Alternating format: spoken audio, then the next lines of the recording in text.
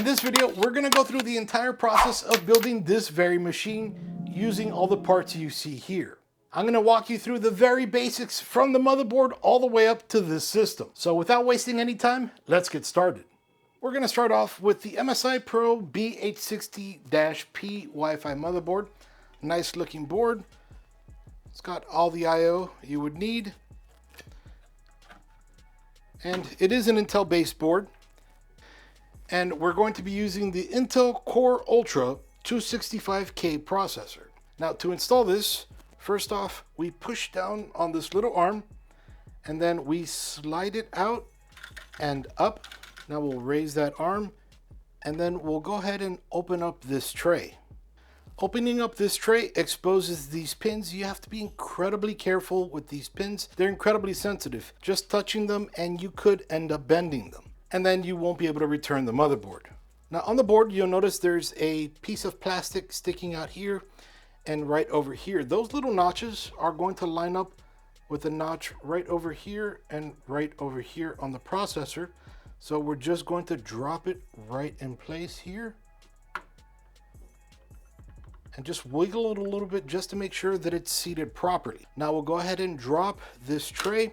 We make sure that these two metal pieces here go underneath this bar here so that when we pull this bar down, this tray pops right off. And you'll want to save this just in case you need to replace the board for any reason. That way you pop it back on here and those pins don't get bent. So we'll just drop that there, close it, push it down. Now you're going to feel a little tension because we have a processor there now. So you're going to push it down, slide it out, and then slide it back underneath that little lip. Now you've just installed a processor. Now let's install the RAM. To install the RAM, you'll notice right over here there's a legend. There's DIMM B1, DIMM B2, DIMM A1, and DIMM A2. You'll notice first goes ahead and puts a line on DIMM B2 and DIMM A2. Those will be the two DIMM slots that we install RAM on first. Now what we need to do first is just push this open. That unlocks the DIMM slot so that we can slide memory into. Then we're going to want to match up this little notch right up here with a notch right on the motherboard. So we'll just slide that right in here. Over here, we'll notice we can't open this up here. That's locked in place. So we'll slide it in there first and then slide it right into the slot, right into the little slot over here, the little rail. And now we'll push down lightly and you'll notice as we push down, this will pop up locking the RAM in place. Push straight down. Don't push it left or right, straight down. And you notice that locked right in place. Now generally you want to match up where the sticker is. So if you see it installed like this, you want it installed like this. If you install it like this, let's say with the serial number standing out, this little notch is not going to line up with this notch here. So what's going to happen is the memory is going to seesaw and you won't be able to get it in right. Let's actually not forget to remove this sticker. We'll do that here as well.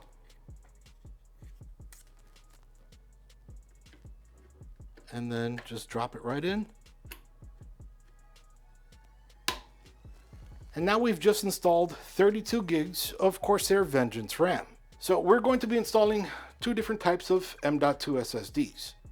This one doesn't have a heatsink, so we can pair it right under this heatsink, and this one directly interacts with the CPU. This one already has a heatsink, so we're going to go ahead and place it either over here or right over here on the motherboard. So for the top one, we'll push in this metal piece here and just, we can take it right out and we'll want to slide it out of here because these two little triangles hold up right over here, holding right in place. Then we'll also want to remove this film here.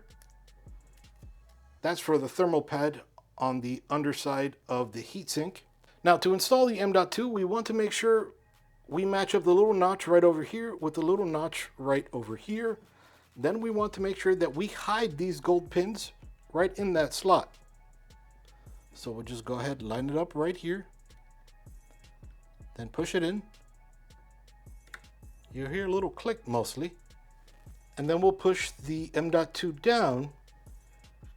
And then we'll go ahead and push this little bar out over here.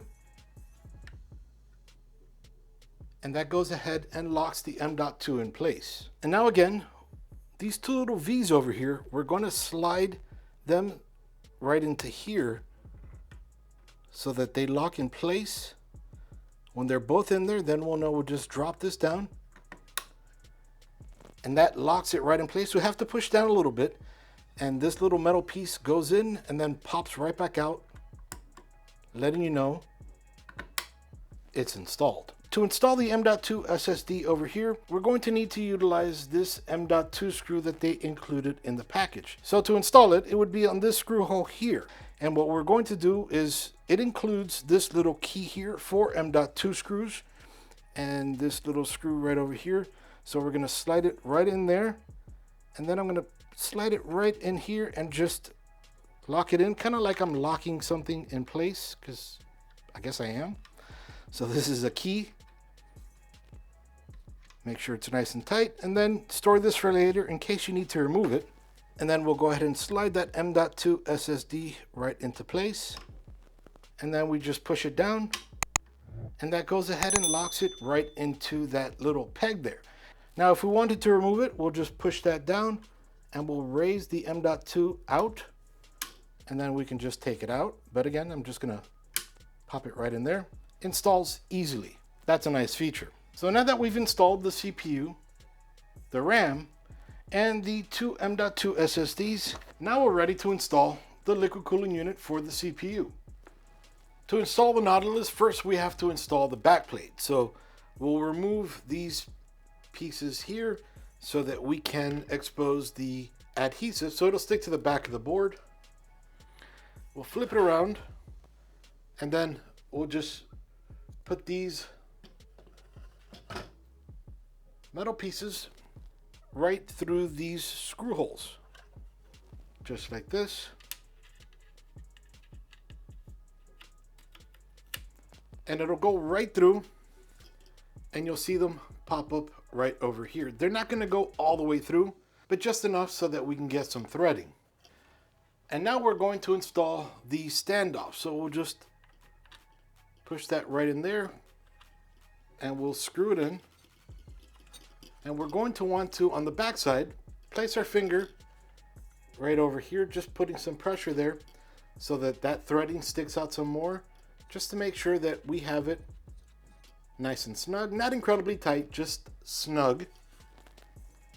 Placing my finger in the back and using this shorter side, just place it right in that screw hole.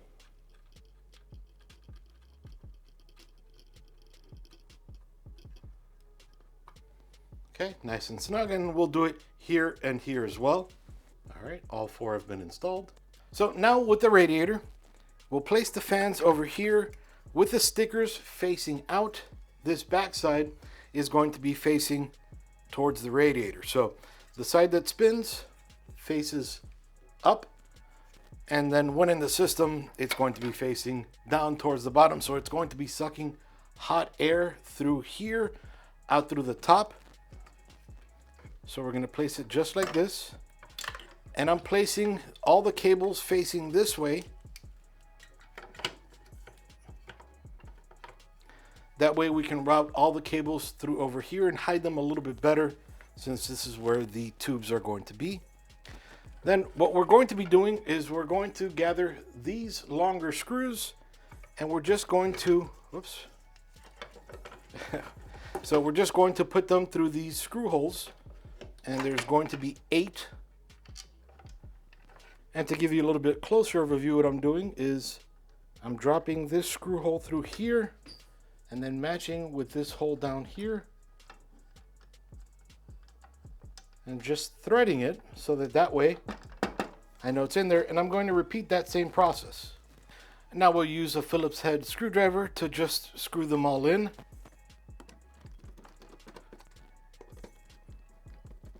They don't have to be incredibly tight, just nice and snug. And now this part I can save to this cabling portion, but because it's really easy, I'm just going to show you real quick here. So sorting through all these cables. So what we're going to do is this PWM part, the part that's going to plug into the motherboard, which right now really wouldn't be, but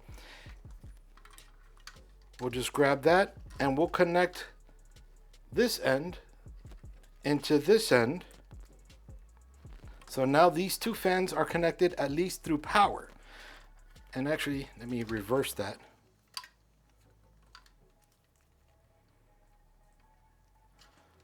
So we'll grab those little ribs, slide it through right over here. Now this part will be towards the end, the PWM side, so we can join everything. And we're going to do the same for the ARGB portion. So this female end is going to be out here, and we're going to join these pins right over here with these holes here.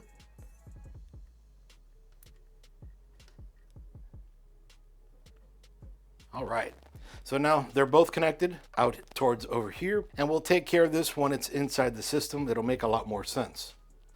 So now for the pump, it already has thermal paste on it, so we're going to leave that on there. I'm not going to wipe it and apply a different one.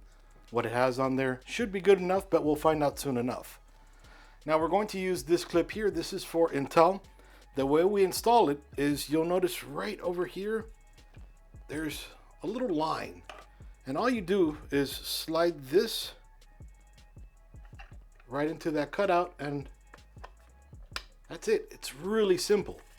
And now we're going to decide how we want this to face. So maybe like this. Yeah, I'll do it like this. And if we need to, we'll change it. Thankfully, very easy. This hole here, this will go right through this hole. So just like this, notice that going right through, and then we'll align all four of those.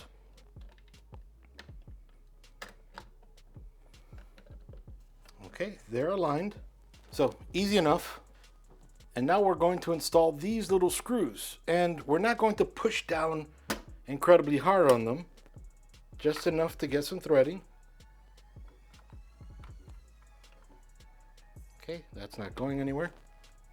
And because we want all sides to be equal and even, we'll do the same right over here. I might need to use a screwdriver for that. One sec. Okay, so just to get some threading, and now I'll do the same right over here.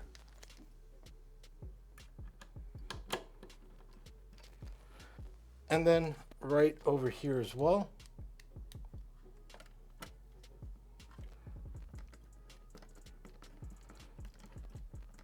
Now I do that so that in case there's too much pressure on one side, this doesn't come loose. So now I'm going to screw it down 50% over here. I'm just guessing. And then 50% directly across over here, diagonally. Now that that's done, I'll do 50% here and over here. And now I'll screw it all the way down over here, then over here, then over here, and over here. All right, now all four sides are correctly screwed in. Now just to make it a little bit easier, I'm gonna go ahead and plug all of this in. I'm not gonna make it look nice now, I'll make it look nice later. So these cables, the cables that come directly from the pump, we're going to connect them to the motherboard. So I moved the board over so that we had a better view of the PWM connections. This is the top right-hand corner of the board. With the pump, we'll grab the PWM cable, the power cable that comes from the pump, and we'll connect it to the pump sys1. Now it's going to be different on every motherboard. If you need any help with that, just let me know down in the comments. plug that in. Then we're also going to connect the ARGB cable. Doesn't need to be anything specific on that one. We'll just connect it to this connection right up here. It's the most difficult, easy cable to connect. So once you're done connecting those cables, these cables are completely separate. So now what you do is you can either have this cable join this cable, perfectly fine, and you can have this cable come all the way over here. Problem is they're incredibly short. The Nautilus brings an ARGB cable extender and a PWM cable extender. So what we'll do is we'll connect the ARGB cable extender to there, and then we're going to have to slide this through the back of the motherboard to get to the bottom of the motherboard so that we can use this ARGB connection. Not a big deal. Don't worry, I'll walk you through it. And then we'll grab the PWM connection, this guy right over here, plug it into this cable here just to make an extension. And then we'll plug this cable into sysfan number 2 right over here. So now that we're done here, let's go ahead and put this inside of the case. But before we do that, we need to verify that all of the screw holes on this motherboard are also inside the case. Now to do that, we have one screw up here, one screw hole right over here, one right over here, one right here, here, here, here, here, and here. Now what we're going to do is we're going to verify that every place we just counted, those same standoffs are on the motherboard tray so that we don't have additional. Because on some boards, it is part of the ATX standard that there might be a hole here. Then there also might be a hole here, maybe over here. So we want to make sure that the standoffs aren't there because we don't have a hole here, here, or here. All right, now on the case. So we see we have a standoff here, here, here, here, here, here, here, here, and here. Now if you notice, there's a place for a standoff right over here, and there's a place for a standoff right over here. The ATX is marked with an A everywhere, but you'll notice there's an A here as well, and well over here there isn't any marking whatsoever, but you get the idea. So because there isn't a standoff here, which if there isn't a screw in the standoff, you risk shorting your board, killing your board. But because there isn't a standoff here or any place this motherboard has it, we can easily put the motherboard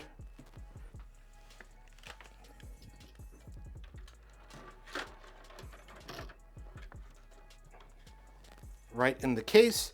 And now all we need to do is screw it in. And for that, we'll use these motherboard screws that come with the case.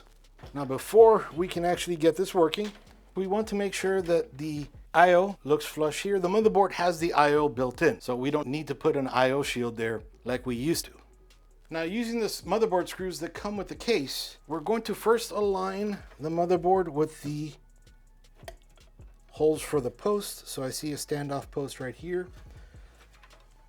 I'm going to screw that one in, not 100%, but just to get some threading so the motherboard doesn't move around.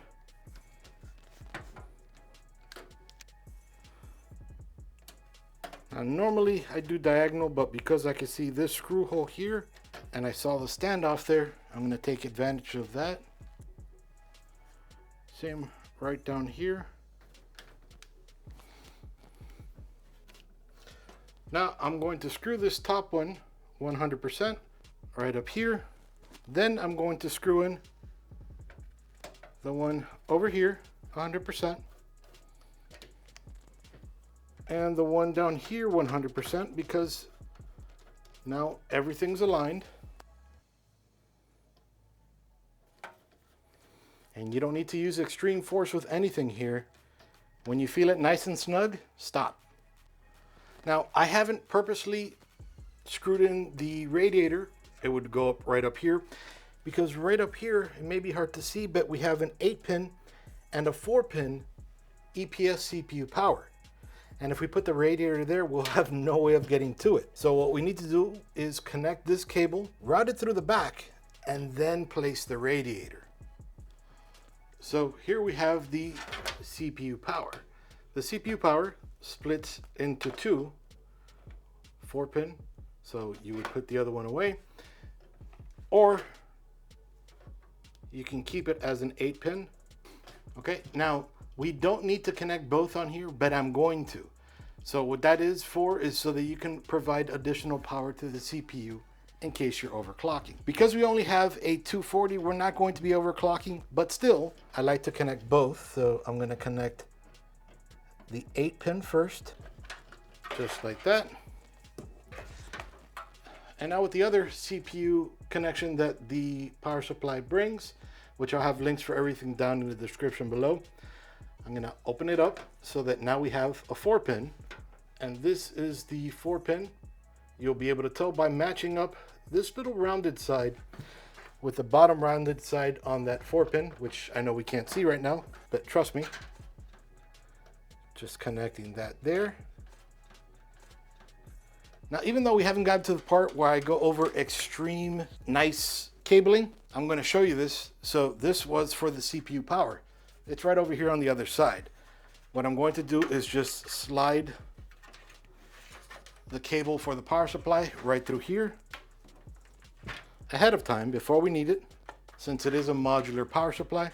And I'm going to do the same thing for the other cable. Remember, there was two, just right out here. Because remember, once we get that radiator in, we can't see anything. And this is the other 4-pin. So we just have a little excess cable dangling out of there. All right, now with all these cables hanging around, which we can just toss to the side for now, and this ARGB that we're going to dangle through the back, which the same way we did for the PCIe, the CPU power, I'm going to do for that ARGB cable. Just pull it through the back. Now I'm going to drop the radiator right over here. Just kind of out of the way. Now we're going to come along the top so that we can screw it in. Now we're going to match the screw holes right up here. And we can see that right there perfectly. And just to make sure we can see all of them. Let's see, perfect. All right, so I'm just going to thread one screw right in there, fingertips, just so that the radiator stays in place.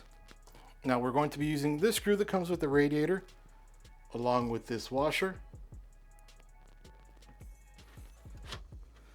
And like we did before, diagonally right over here.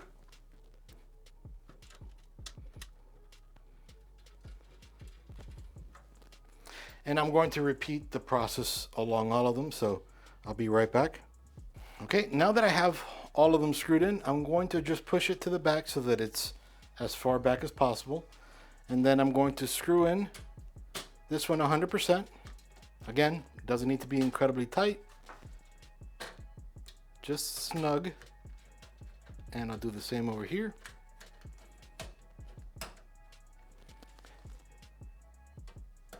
Now we're going to do all of them.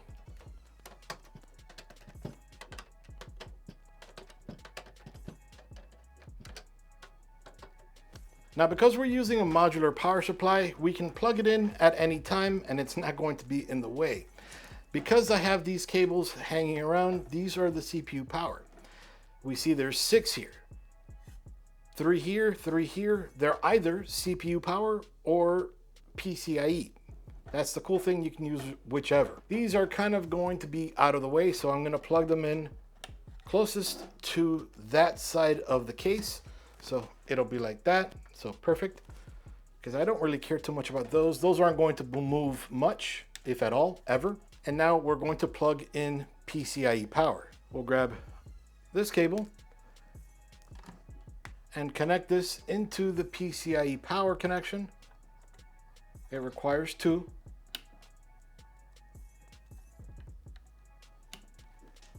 All right, connected there. And this side is going to go into the graphics card. We're going to place this aside for right now because we know we need it. Then we're going to plug in the 24 pin for motherboard power, and that's going to go right over here. So I'll just connect that real quick.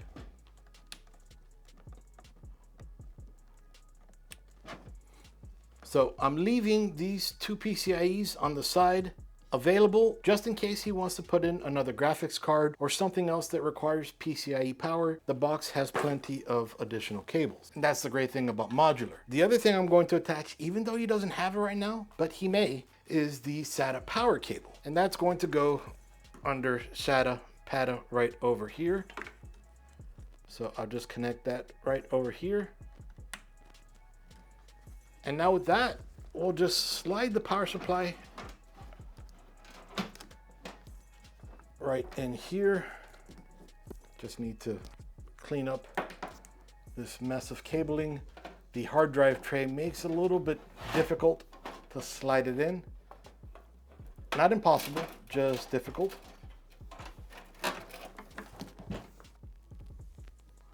And the power supply brings these screws.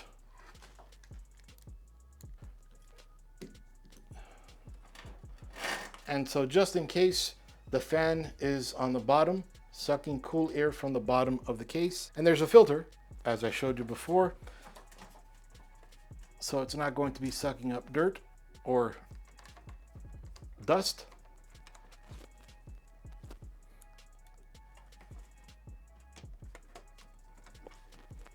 Same way, diagonal. Once they're all in, then tighten. Now that they're all in, I'll tighten this one.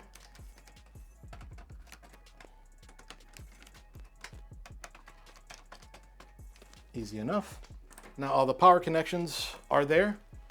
So now I'm opening up all of these cables because the last piece of hardware we need to install is the graphics card. And of course we're gonna go over that, but we need to sort all these cables and connect them real quick because once the graphics card is in, it's harder to get to every other cable. So I'm just sorting all these, one sec. So if you remember, this is the ARGB for the liquid cooling unit. We had to route it around the back, but now the case also has its own ARGB headers and also PWM cables as well. So what we're going to do is we're going to join everything up, which thankfully they've already done. They have an adapter and everything connects everything into one, although it kind of leaves this one out. I'm going to have to use another adapter cable, so one second. And I'll have all the additional cables and everything in this build down in the description below in case you want to check it out and buy it on my Amazon affiliate link as well. It helps the channel grow. So what I'll end up doing is having a cable just like this. I'll connect this into the motherboard and then I'll use these headers to connect from the other pieces into here to use one cable instead of multiple cables. So I will grab this ARGB connection, connect it right into here.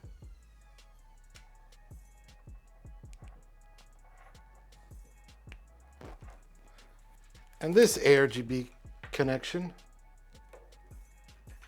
and plug that right into here.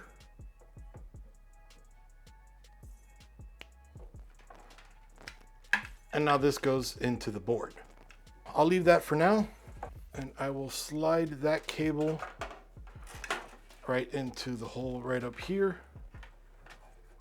And I'll come back to that a little bit later on.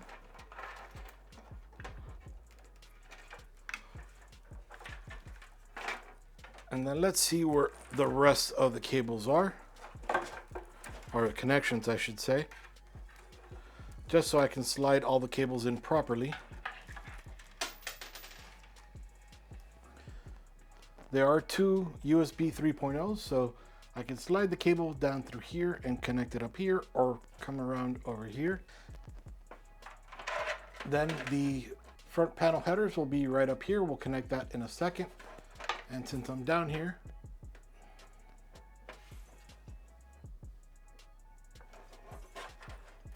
okay, I'll connect that. Then the front panel audio is right over here. So let me slide all the cables in real quick. And the 24 pin ATX is right up here. So now we can see on the screen here, I have the diagram. Power LED, the plus is on the left, the minus is on the right. And we can see right over here, this is minus and this is plus. So again, plus will be on the left,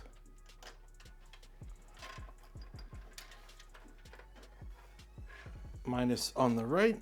Then we have HDD LED, which we don't have that on this front panel header. We have power switch, which will be right next to it, and there is no polarity, so we can plug it any which way right into there. And then we have reset switch, which will be right under power switch, and there is no polarity on that either, so we'll just connect it directly under. And that's it. I went over it quick because it's really easy. The diagram should help you, and the way I described it, positive and negative, that should help you. So then we have all these PWM connections here, and we have, let's see, down here we have one. We only have one. We have the rest up on the side of the motherboard, and I'll take care of that in 1 second. So then we have the front panel HD audio right over here. Easy enough connection. We have USB 3.0 right over here, and that'll be connected right over here. We'll make sure that this notch sticks out because the notch is right over here.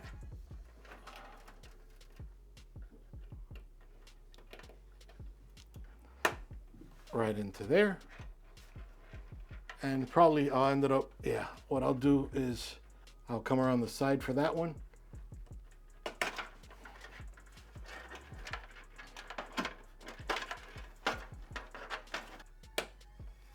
Okay, right over there.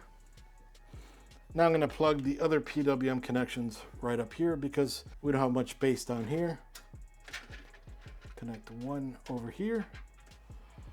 Now that we have all the PWM connections right over here, PWM is the fans, and then we have the ARGB connected right down here. We have the front panel connected right down here, and the front panel audio connected right over here. Now we're going to connect the last one, the graphics card. Typically on most motherboards, it's on the second slot, but this one has the PCIe at the very top. So we're going to take off the top PCIe slot cover and the second one.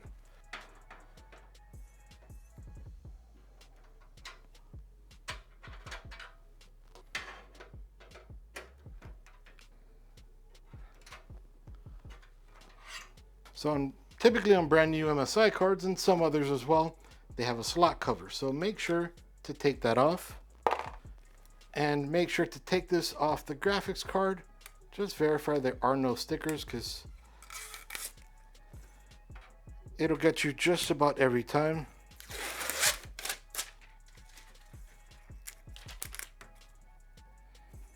And remove all of these. You won't need those covers. All right, so now we'll grab the card and then we'll slide the card in, making sure that the PCIe fingers go in the slot. And then you'll notice this locking mechanism clamp back up once the card's inserted. Now the card is properly seated. Now we just need to screw it in over here. Just screw it in.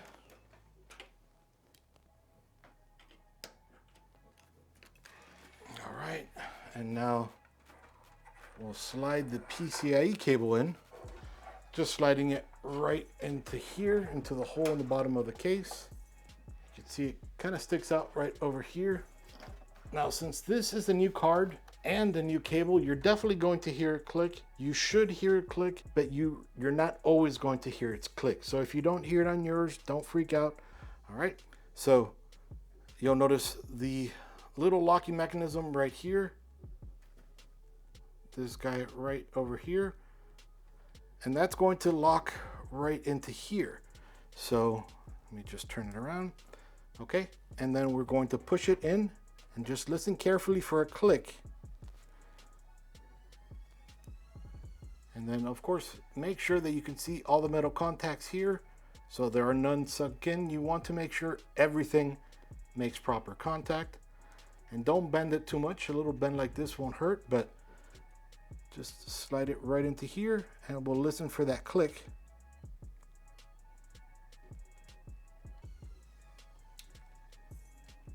Perfect. So that clicked right into there. Now we have it hanging down here and it actually looks pretty decent. I'll fix that up in a minute. So as it is right now, we can plug the computer into the wall, plug all the cables in the back, power it on, and it's going to work. But it's ugly. We have cables draped around the entire system. Maybe here it doesn't look that horrible, but yeah, I mean, it'll work, but it's ugly. So what we're going to do now is we're going to clean up all the cabling. We're going to disconnect things and reroute things, make it look pretty. I'm gonna do this in fast forward, so if not, this will take hours, but I'm gonna do it very fast so that you can see what I'm doing, but it might be a little quick. But regardless, everything works as it is right now. So let's get started.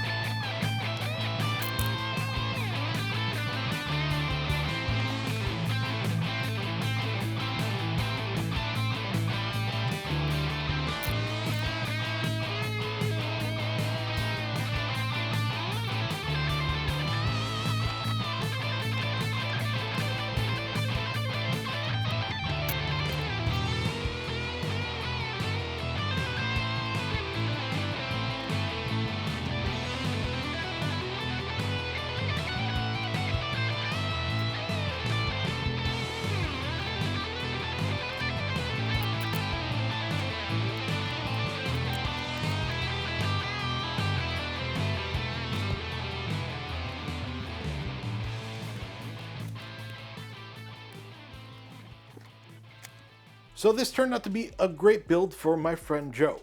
He's coming from an old Dell with a Core i9 9900K, and I wanted to sway him towards AMD for CPU at least, maybe even for graphics, but he didn't want to leave Intel. And I can get it. If you've been with something for so long, you kind of want to stick to it. So what I went with, and he wanted kind of a budget build, but it kind of grew from there. What I went with was the Intel Core Ultra 7 265K, which is actually a great processor. Though it kind of scares me because it's kind of close to the TDP limit of the Nautilus here. It's a great liquid cooling unit, but anyway, we'll see how that turns out. Again, this was originally going to be a budget build, but then we grew from a 750 to a 1200 watt. I kind of wanted to go with the shift, but we strayed away from the shift. I think we still needed it, but regardless, the 1200 watt, it's a beautiful power supply and it gives them plenty of room to grow. The 5060 Ti will also give him plenty of room to grow. As it is right now, for what he's using it for, he's not going to be taking full advantage of the card. What he's going to be doing is having 4 monitors, 4K, displaying different types of streaming. So he's going to be using his webcam, and then the Ring cams, Netflix, and a bunch of different 4K streaming services. And that's not going to even bother the 5060 Ti 16 gig card. It's a beautiful card. It's great for gaming, but it can do just about everything else as well. Then we outfitted the system with 32 gigs of DDR5 from our friends at Corsair. Beautiful RAM, RGB as well. And then we also went with the MSI B860-P Wi-Fi board. All of this kind of goes into what he wanted but kind of didn't originally. So he wanted a plain system with no lighting, but then he likes to do RGB lighting and everything to kind of music when he's in his office. So I figured this is going to be perfect. We can sync the entire system with the iQ software and he can play his music and that's going to strobe and do whatever kind of effects he likes. So I think that might be fun for him. Now with the case, we're kind of limited because it only had spots for two either 3.5s or 2.5s because it doesn't sell the sleighs with it. You have to buy them separately, which is kind of but that's okay because we actually went with two M.2 SSDs, so it's perfect. Basically cableless, kind of, sort of, anyway. But the system looks beautiful. It's going to run amazingly well for anything and everything he can throw at it. Again, I'm kind of worried about the processor and the Nautilus, but with what he's doing, I don't think it's going to hit it whatsoever, but I will stress it, and that's coming up soon. So in my next video, we're going to be turning on the system for the very first time, and then we're going to be flashing the BIOS, configuring the BIOS, installing Windows, the drivers, and everything. And I'm going to show you every single process. That way you know how to do it for your very own system. And then we're going to be doing some gaming and everything in the video after that. And if it's out, you'll find it right up here. If it's not, you'll find one similar to it. Anyway, this is your friend Iggy with ThisBytesForYou, taking care of Joe's build, and you can check out the entire playlist to see everything that's inside. And then of course you can check down below. Iggy with ThisBytesForYou out. See you guys.